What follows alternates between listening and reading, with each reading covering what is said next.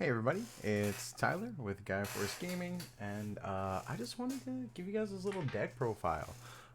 With the release of Exceed Apocalypse coming out, some online events are starting to run proxy tournaments, and I wanted to get on the grind for the serial Omnimons, so I did take part in Mario's proxy tournament last week. I did end up coming second place, so I just had the one loss. And I played Bloom. So this is BT15 proxy post ban list. So it'll be a really good practice for the North American regionals. I just took a list that I just wanted to workshop some of the new stuff into Bloom. See how it worked out. I think it worked out pretty well. My matchups for the night were Security Control, Machinedramon. Ooh, I can't remember. I played Tessero. And he was playing Levia? Or no, he's playing Lugar. I'm sorry. So he's playing SOC Lugarmon. And in the final round... What did I play in the final round?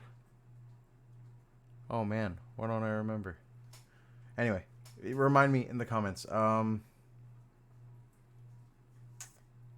Black War Greymon. I played Black War Greymon.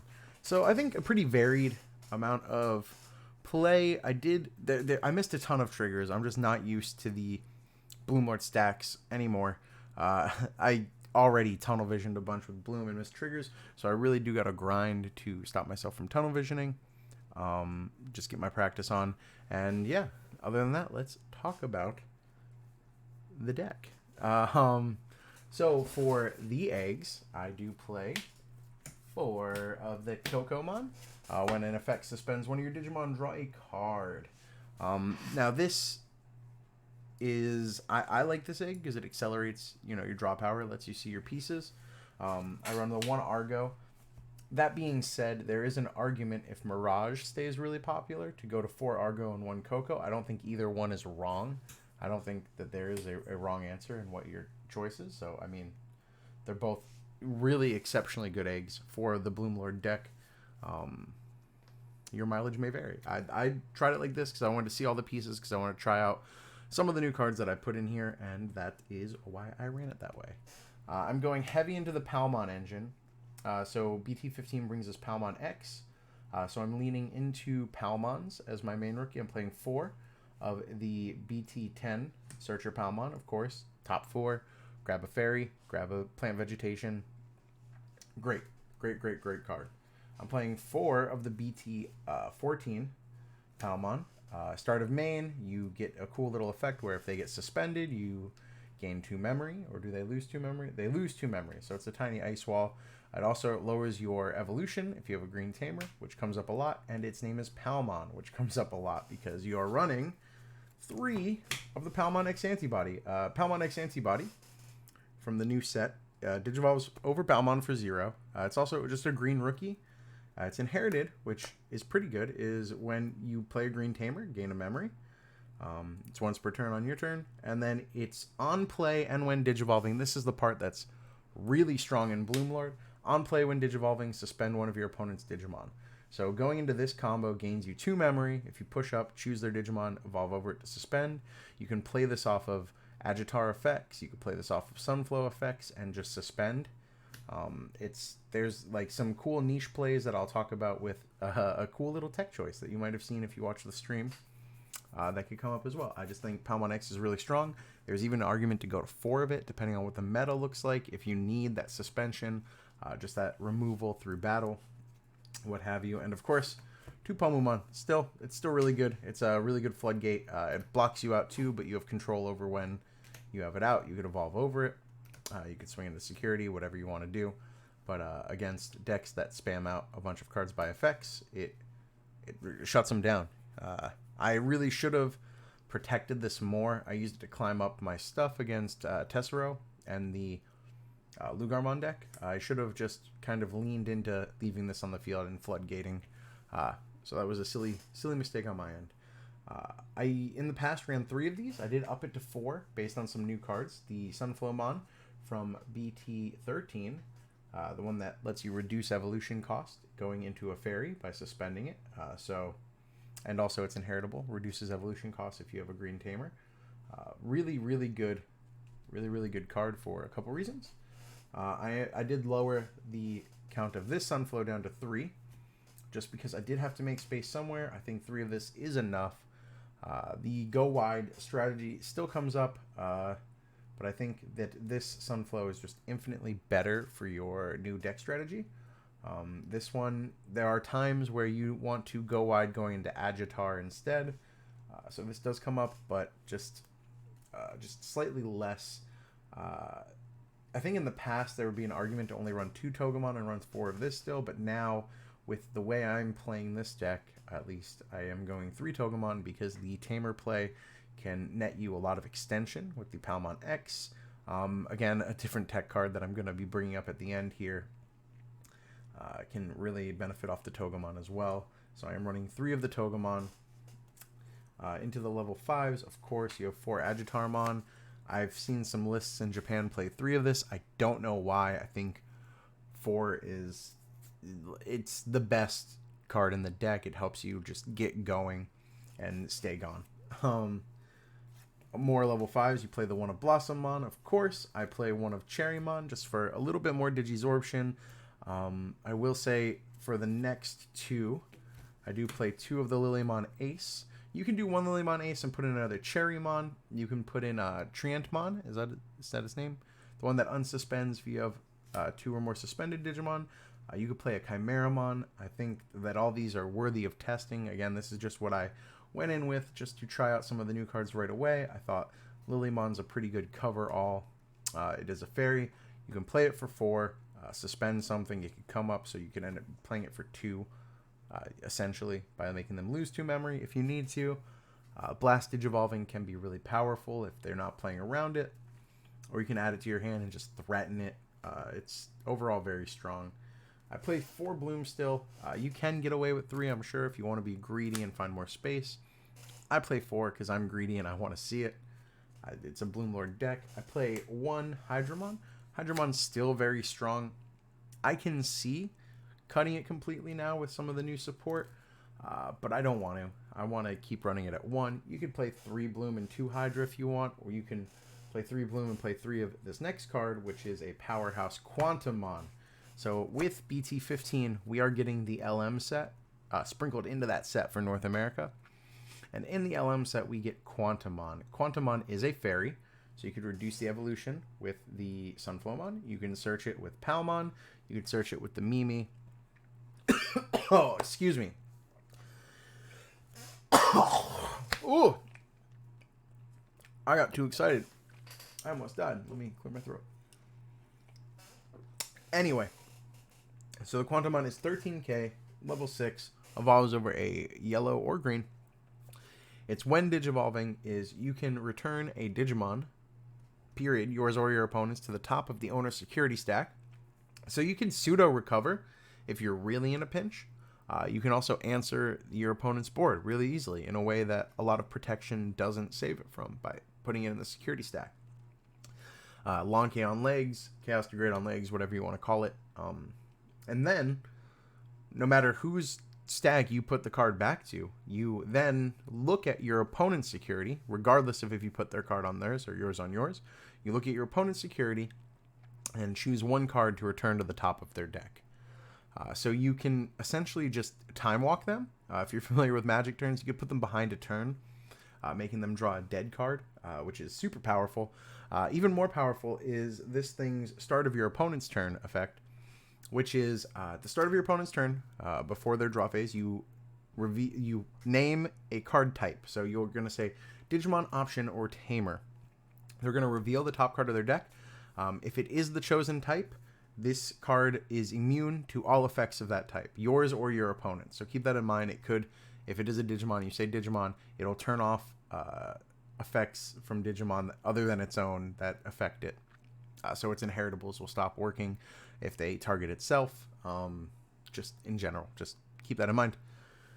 But the other part of that is once you reveal the card, so you're going to know that first card because you're putting it back with its on Digivolving.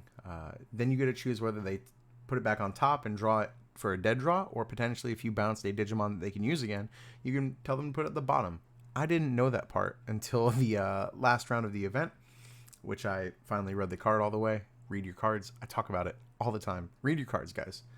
I make this mistake too much. Let me be the example. So that's really powerful. You can make them bottom deck the card. And even if you call it wrong, if you see their card and it's an out, you just be like, put that at the bottom. Draw again. Try again. Quantumon's insane. I could see it going to 3 over a Bloom. I could see it going to 3 over the Hydra. I think you need to at least run 2 in Bloom moving forward. Speaking of at least running 2, we're running 2 Quartz. In Japan meta, people were running 1 Quartz, 1 Merciful mode, because there was so much Apocalypse. Again, with the ban list, you don't have to worry so much. The Quartzmon can just be a game ender, be a really good control piece. I like it at 2. I can see it at 1. If you're not in love with it, again, you could drop it for whatever other piece, more consistency anywhere in the board, but I like it at 2. For Tamers, we're playing 3 Mimi. The one that searches, you could, when you suspend a Digimon, you can suspend her to gain a memory. We're playing 2 of the memory setter Mimi. You can run 4 and 1. You can run 4 and 2. Again, you can toy with these ratios however you want. This is just what I've been playing with, what I've been comfortable with in previous Bloom lists. So I just kept it running with this ratio. For options, I did. Let's start HPD. You got to run the HPD. It's a 1 of. It's amazing. It's at 1 for a reason. There's definitely arguments for it to be banned. Just in general, I think it's very powerful. Just the ability to do a thing that your archetype wants to do in order to give you a huge benefit is insane. HPD will win you games, and you'll probably see it. That's why I like running the draw cards, because I like to dig more. I like to see it. I did drop down to 3 agility trainings instead of 4. You have a ton of reduction already. It becomes redundant at a point. This is more a fixer, but it does come up specifically early game to get into a stack as soon as possible. It stacks with your inherent reduction as well, even though you it just can't stack with HPD essentially. But the agility training is really powerful. And finally, the last card. I played it to see. I thought it would be an incremental, like just a fun little tech card that could be a fun extender. And if you were watching Mario's stream, it did a really cool thing on stream. There was a play where I facilitated a game win. I ended up losing the match, but I did facilitate a game win by using New World in order to essentially play a Palmon for free, to use HPD to evolve into a Quartzmon and swing for game. So just it gave me an unsuspended Digimon. So a New World is the promo way back from the release of the Digimon card game. It is the Mimi promo. There was a series of the Tamer promos, Mimi, Tai, and I believe TK, if I'm remembering correctly. This one though is a 0 cost. It's a security effect. You add it to your hand, and its main effect is if you have a Mimi Tachikawa in play, you may play a Palmon from your hand without paying its memory cost in order to return one of your Mimi Tachikawas to its owner's hand. So this is a crazy extender for free because it lets you play any Palmon you want. So any of these 8. So you could search for free. You can play this guy for free. Why would you want to do that? You can use HPD. You can use it to suspend, whatever. You bounce a Mimi to your hand. So you could bounce the search Mimi, use Togemon to replay it, end up gaining a memory, end up searching more. You can replay the memory setter Mimi in order to then suspend it to push out for game. It can create situations where you attack for game. Oh no, I dropped it. One moment. Uno momento, guys. Here it is again. You can use it to play out a Palmon and then evolve into Palmon X to suspend something. There's just a lot of really good applications for it. I think it's definitely worth a 1 of. It kind of comes out of nowhere. It has to be respected, I think. And I think people who overlook it will get blown out by it. Even if it's just an incremental extender play, it's very strong. I don't think it's worth it in multiples. I think it's going to come up once, if anything.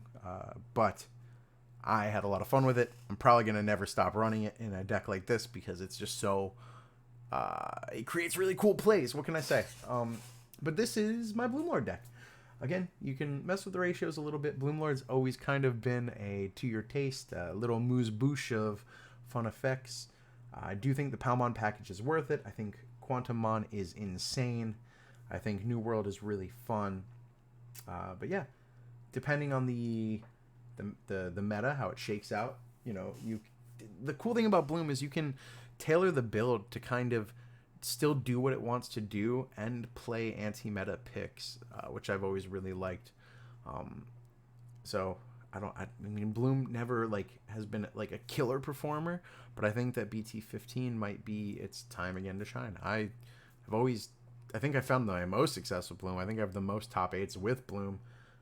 Definitely green. I have the most top 8s with, even though it might be red if you go back far enough. But yeah, try it out. I just wanted to make this little deck profile, some BT15 content. Get them views in. Get them views in while getting's good. Talk about cool card. Make the stonks go up. Everyone, it's like 10 cents. Buy a playset. What's the worst that happens? It goes up to 20 cents and you double your money. Or you hold on to it and have a cool card that you could play with these fun cards. That's it. Thank you guys for watching. Like, comment, subscribe. I have some more EX5 gameplay that's going to be uploaded throughout the channel before the release of BT15.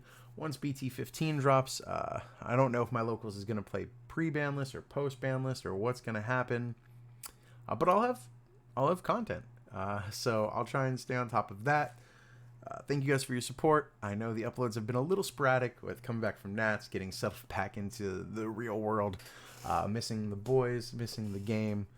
But I really want to grind to get them serial omnis, or at least try to give it a good showing. I want to get my chops back in. I want to be a name for more than just the content I create again. I want to be a player, baby.